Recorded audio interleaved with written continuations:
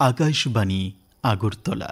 নমস্কার শ্রোতা বন্ধু, আপনাদের সবাইকে স্বাগত জানাচ্ছি আমাদের আজকের জেলায় জেলায় অনুষ্ঠানের নতুন এক পর্বে। শ্রোতা বন্ধু, আপনারা প্রত্যেকেই জেনে গেছেন যে জেলায় জেলায় অনুষ্ঠানে আমরা কোন কোন বিষয় আপনাদের মাঝে তুলে ধরি। আমরা তুলে ধরি এই রাজ্যের ৮টি জেলার বিভিন্ন কৃষ্টি, সংস্কৃতি, ভৌগোলিক অবস্থান এবং তার পাশাপাশি কেন্দ্রীয় সরকারের বিভিন্ন প্রকল্পের মাধ্যমে এই রাজ্যের কিভাবে উন্নতি হচ্ছে কিংবা রাজ্যের জেলার সাধারণ মানুষরা কিভাবে স্বাবলম্বী হচ্ছে, এই সমস্ত নানান বিষয় আমরা আপনাদের সঙ্গে ভাগ করে নেই। আজও কিন্তু তার ব্যতিক্রম নয়। শ্রোতা বন্ধু, উত্তর পূর্বাঞ্চলের পাহাড়ি রাজ্য আমাদের এই ত্রিপুরা, উত্তর পূর্বাঞ্চল বা পূর্বোত্তর, চলতিভাবে যাকে বলা হয় নর্থ ইস্ট। কেন্দ্রীয় সরকারের অ্যাক্ট ইস্ট পলিসি ও উন্নতিকামী ভাবনায় এই অঞ্চলের বিকাশ সাধিত হচ্ছে। এই অঞ্চলের সার্বিক বিকাশে কেন্দ্রীয় সরকারের পৃথক মন্ত্রক ডোনার কাজ করছে নিরলসভাবে। এই অঞ্চলে রয়েছে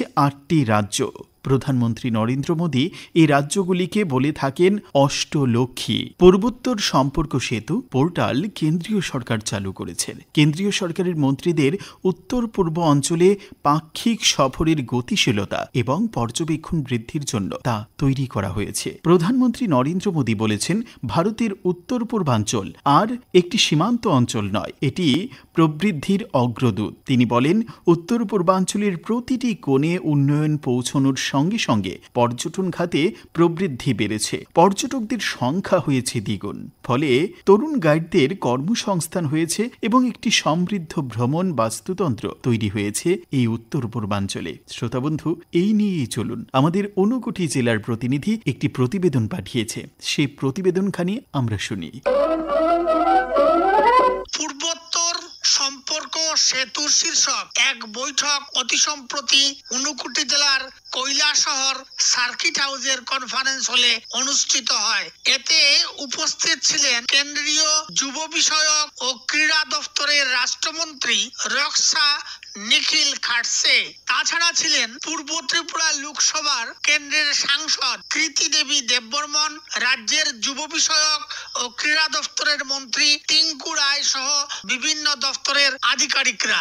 এখানে তথ্যচিত্র উপস্থাপনার মাধ্যমে চলতি উন্নয়নমূলক কাজকর্মের পর্যালোচনা করা হয়। বিশেষ করে ভারত সরকারের অগ্রাধিকার প্রাপ্ত কর্মসূচির সফল রূপায়ণ, আগামী দিনে করণীয় ইত্যাদি বিষয়ে আলোচনা ও মত বিনিময় করা হয়। বৈঠক শেষে কেন্দ্রীয় যুব বিষয়ক ও ক্রীড়া দপ্তরের রাষ্ট্রমন্ত্রী রক্সা নিখিল খাটসে জানান, কেন্দ্রীয় মন্ত্রীদের উত্তর পূর্বাঞ্চলের রাজ্যগুলিতে সফর করতে হয়, রিপোর্ট দিতে হয় দেশের প্রধানমন্ত্রীর দপ্তরে।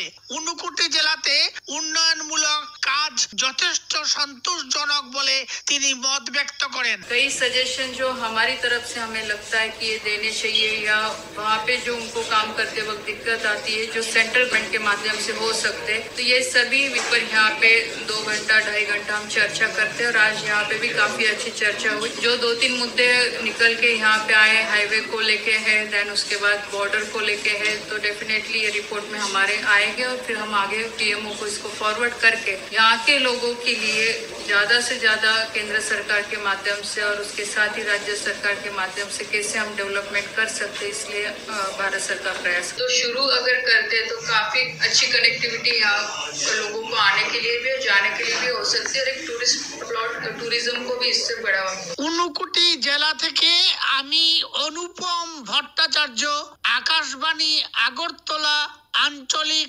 সংবাদ সেবা বিভাগ।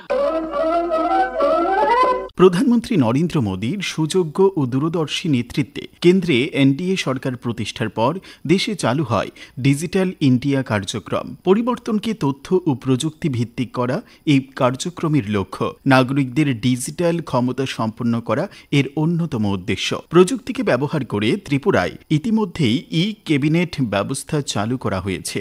সরকারি অফিসগুলিতে ই অফিস ব্যবস্থাপনা চালু হয়ে যাবার কারণে জনগণ দ্রুত পরিষেবা পাচ্ছেন। পাশাপাশি পাশাপাশি বিভিন্ন সমস্যার দ্রুত সমাধান হয়ে যাচ্ছে। প্রশাসনে স্বচ্ছতা, দক্ষতা ও দায়বদ্ধতা বৃদ্ধির লক্ষ্যেই ডিজিটাল ব্যবস্থা গ্রহণ করা হয়েছে। প্রাসঙ্গিক যে অফিস হচ্ছে ভারত সরকারের একটি মিশন মোড প্রকল্প। এটি জাতীয় তথ্য বিজ্ঞান কেন্দ্র দ্বারা তৈরি করা হয়েছে। এতে করে জবাবদিহিতা বৃদ্ধি, তথ্য সুরক্ষা ও তথ্যের অখণ্ডতা নিশ্চিত করেছে। চলুন ঊনকোটি জেলার প্রতিনিধি অনুপম ভট্টাচার্যের আরেকটা প্রতিবেদন আমরা শুনি। ঊনকোটি জেলার সবকটি তহসিল কাছারিতে অফিস ব্যবস্থাপনা চালু করা হয়েছে। অতি সম্প্রতি কৈলাসহরে জেলা শাসক কার্যালয়ে এক অনুষ্ঠানে রাজ্যের রাজস্ব সচিব ব্রিজেশ পান্ডে ভার্চুয়ালি ঊনকোটি জেলার 12টি তহসিল কাছারিতে অফিস ব্যবস্থাপনার সূচনা করেন। রাজস্ব সচিব ব্রিজেশ পান্ডে বলেন, রাজস্ব বিভাগের অন্যতম গুরুত্বপূর্ণ সরকারি কার্যালয় হচ্ছে তহসিল কাছারি। এখানে অফিস ব্যবস্থাপনা চালু হওয়ার কারণে সরকারি কাজে আরো গতি আসবে, উপকৃত হবেন নাগরিকরা। তিনি বলেন, ऑफिस पे ऑफिस शुरू कर रहे हैं। जो दूसरा मेरा उद्देश्य था यहाँ पर आने का था, वो था कि स्वच्छ भारत मिशन पे, जो स्वच्छता पे जो हम लोग काम कर रहे हैं उसको रिव्यू करना था और साथ में कैसे हम लोग इस प्रोग्राम को आगे बढ़ाएं और इंश्योर करें कि जो ऑनरेबल प्राइम मिनिस्टर हमेशा स्वच्छ भारत की बात करते हैं, स्वच्छता की बात करते हैं, और जो ऑनरेबल चीफ मिनिस्टर भी हैं वो भी स्वच्छता पे बहुत जोर देते हैं।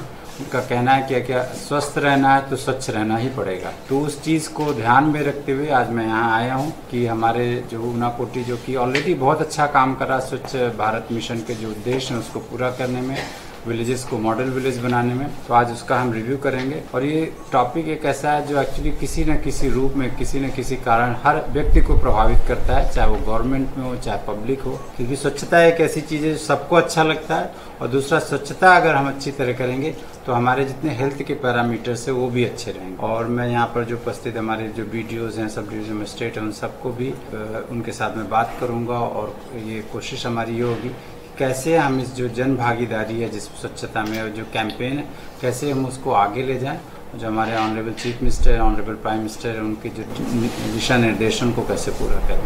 साहब को बहुत बहुत बधाई देना चाहूँगा कि उन्होंने ये इनिशिएटिव लिया है। और आज हमारे यहाँ पर ऑफिस जो तहसील ऑफिसेज में, जो हमारा रेवेन्यू डिपार्टमेंट का सबसे छोटा लेवल का ऑफिस होता है, जहाँ पर लोग आते हैं जिनको किसी के लिए कोई सर्टिफिकेट चाहिए या किसी रेवेन्यू से रिलेटेड कोई भी मैटर होता है, तो जिस ऑफिस से आते हैं, तो आज पब्लिक की तरफ से ये बहुत अच्छी शुरुआत है कि आज हम लोग अब तहसील में ऑफिस शुरू कर रहे हैं। और आप सबको तो मालूम है कि हमारे प्रदेश में ऑफिस ऑलरेडी शुरू हो चुका है और लगभग 2 साल हो गए हैं, जहाँ पर सारे जितने भी गवर्नमेंट के ऑफिस हैं, चाहे वो डिस्ट्रिक्ट लेवल पे हों या सेक्रेटरिएट लेवल पे या डायरेक्टरेट लेवल पे या सब डिवीजन लेवल पे, वो सारे ऑलरेडी ऑफिस यूज कर रहे हैं। ঊনকোটি জেলা থেকে আমি অনুপম ভট্টাচার্য, আকাশবাণী আগরতলা আঞ্চলিক সংবাদ সেবা বিভাগ। শ্রোতা বন্ধু, প্রাকৃতিক দুর্যোগ মোকাবেলায় কিভাবে সুরক্ষিত থাকবেন সে বিষয়ে সম্প্রতি এক মহড়া দেওয়া হলো গোটা রাজ্যে। এই মহড়া হলো এমন এক ব্যবস্থা যা দুর্যোগের সময় মানুষকে সুরক্ষিত রাখতে, জীবন বাঁচাতে এবং ক্ষতি কমাতে সাহায্য করে। এটি দুর্যোগের পূর্বে, চলাকালীন এবং পরে বিভিন্ন পর্যায়ে কাজ করে। প্রশিক্ষণ, মহড়া, সচেতনতা বৃদ্ধি এবং দুর্যোগ প্রস্তুতি নিশ্চিত করার মাধ্যমে এই ব্যবস্থা কার্যকর হয়। আর সেই সমস্যা সমাধানে একই দিনে সারা রাজ্যে ভূমিধস এবং বন্যা মোকাবেলার উপর একদিনের মহড়া অনুষ্ঠিত হয়। গোমতী জেলার 3টি মহকুমায় এই কর্মসূচি পালিত হয়। এই নিয়ে চলুন আমাদের গোমতী জেলার প্রতিনিধি শ্যাম সুন্দর দত্তের পাঠানো একটি প্রতিবেদন আমরা শুনি।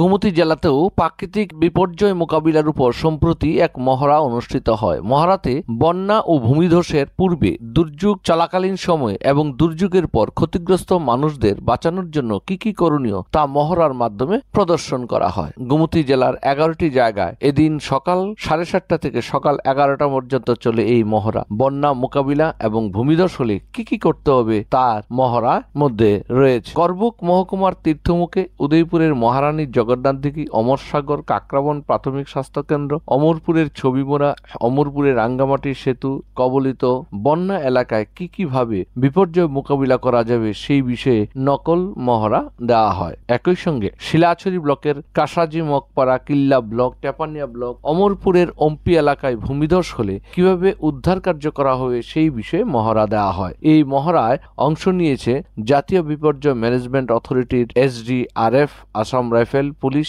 TSR, দমকল, TNGCL, স্বাস্থ্য দপ্তর, বিদ্যুৎ নিগমের কর্মী, আপদা মিত্র ছাড়াও স্বেচ্ছাসেবক প্রতিনিধি দল। এই মহড়ায় 1200 জন লোক অংশ নিয়েছে। এজন্য উদয়পুর ভগিনী নিবেদিতা স্কুলে একটি ত্রাণ শিবির খোলা হয়েছে। গোমতী জেলা শাসক रिंकू लाथेर এই প্রসঙ্গে বলেন, नमस्कार। हम लोगों ने मॉक ड्रिल एक्सरसाइज किया है पूरे गोमती डिस्ट्रिक्ट में। इसके लिए 11 लोकेशन आइडेंटिफाई किए गए थे, जिसमें हम लोगों के 8 लोकेशन हम लोगों ने फ्लड के लिए अज्यूम किए थे और 3 लोकेशन लैंडस्लाइड के लिए अज्यूम किए थे सिचुएशन को देखते हुए। जैसे कि जो हमारा अर्बन एरिया है, अमरपुर एरिया है, जो फ्लड प्रोन एरिया है, यहाँ पे फ्लड्स के लिए लोकेशन आइडेंटिफाइड थे, और किला एरिया और ओम्पी एरिया में जो कि लैंडस्लाइड प्रोन एरिया, लैंडस्लाइड के लिए मॉक ड्रिल के लिए आइडेंटिफाई किए गए थे।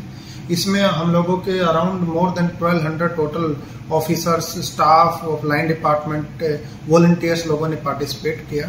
इसमें हम लोगों ने जो केस अज्यूम किया उसमें लैंडस्लाइड के जो विक्टिम्स हैं उनको कैसे हम लोग इवैक्यूएट करेंगे, फ्लड के केस में जो लोग स्ट्रैंडेड हो जाते हैं उनको कैसे इवैक्यूएट करेंगे, साथ साथ में हमारे जो डिफेंस फ्लड के जो इक्विपमेंट हैं उन लोगों का हमने टेस्टिंग किया है कि डिफरेंट बोर्ड्स को हम लोग हमारे यूज हो पाए हैं कि नहीं हो पाए हैं। साथ साथ में डिफरेंट लाइन डिपार्टमेंट के साथ कोऑर्डिनेशन एंड कम्युनिकेशन, जो कि हमारी एक लर्निंग भी रहा है, वो हम लोगों ने इंश्योर किया। And every line department coordinated in very well manner.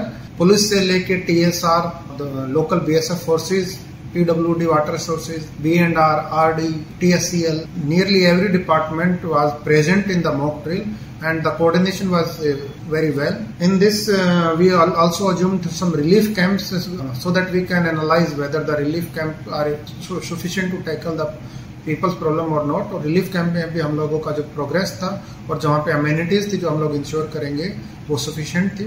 साथ साथ में हम लोगों ने डिफरेंट स्टेजिंग एरिया आइडेंटिफाई किए थे। डिफरेंट उसमें उदयपुर टाउन में गर्ल्स स्कूल को जो मिनी स्पोर्ट्स स्टेडियम को हम लोगों ने स्टेजिंग एरिया के रूप में आइडेंटिफाई किया था। तो आप लोग निश्चिंत रहें, अलर्ट रहें, लेकिन निश्चिंत रहें, डरने की कोई वजह नहीं है। एडमिनिस्ट्रेशन डिफरेंट एक्शन ले रहा है। हमने आज मॉक ड्रिल भी किया है फ्लड्स को लेके ही।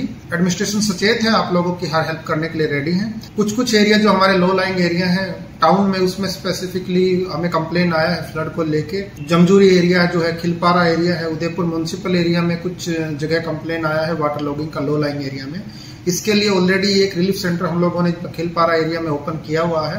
वहाँ पे एज ऑफ नाउ जो SDM की करंट इन्फॉर्मेशन है हमारे पास अराउंड 30 इनमेट्स वहाँ पे अभी स्टे कर रहे हैं। उसके अलावा भी SDM को इंस्ट्रक्शन दिए गए हैं जहाँ पे भी रिक्वायरमेंट हो रिलीफ सेंटर को ओपन किया जाए इमीडिएटली, ताकि लोगों को किसी भी प्रकार की प्रॉब्लम नहीं हो। इसके अलावा अमरपुर और कोरबुक के SDM को भी इंस्ट्रक्शन दिए गए हैं कि वो एरिया को विजिट करें। और अभी तो कोई रिलीफ सेंटर ओपन नहीं है क्योंकि ऐसी कोई फ्लड की हमारे पास इन्फॉर्मेशन नहीं आई है अमरपुर कोरबुक से। আকাশবাণী আগরতলা আঞ্চলিক সংবাদ বিভাগের জন্য গোমতী জেলা থেকে আমি শ্যামসুন্দর দত্ত। তো শ্রোতা বন্ধু, আশা করি আমাদের দুটি জেলার প্রতিবেদন আপনাদের খুব ভালো লেগেছে। শ্রোতা বন্ধু, এমনই কিছু প্রতিবেদন আপনাদের সামনে তুলে ধরব আগামী শনিবার ঠিক এই সময়টাতে আমাদের জেলায় জেলায় অনুষ্ঠানে। আজকের মতো অনুষ্ঠানটি তাহলে এখানেই শেষ করছি। ভালো থাকবেন সবাই, নমস্কার।